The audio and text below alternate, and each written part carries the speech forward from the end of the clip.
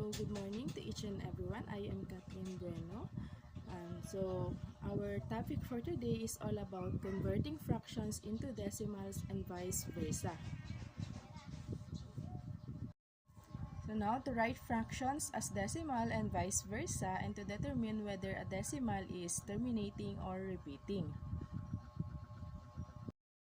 So for our vocabulary, there are 4: terminating decimal, repeating decimal, non-terminating decimal, and non-repeating decimal. So let's move on to terminating decimal.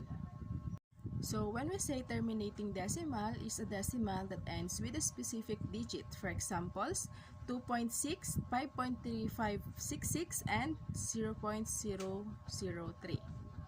And for the repeating decimal, it is a decimal with one or more repeating digit. For example, 0.3333 or 0.3, 2.77 or 2.7, 37.121212 or 37.12, 8.6666 or 8.6.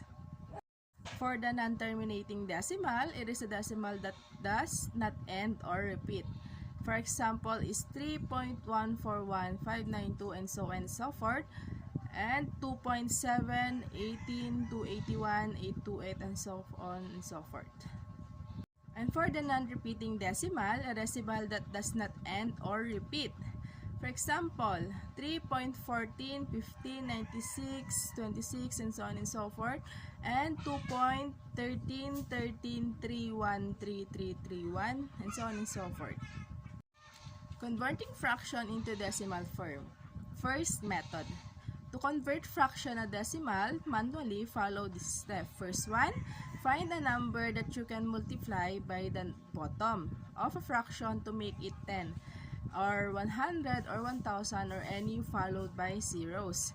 The second step is multiply both top and bottom by that number. And the last step is then write down just the top number, putting the decimal place into the correct spot or one space from the right for every zero bottom.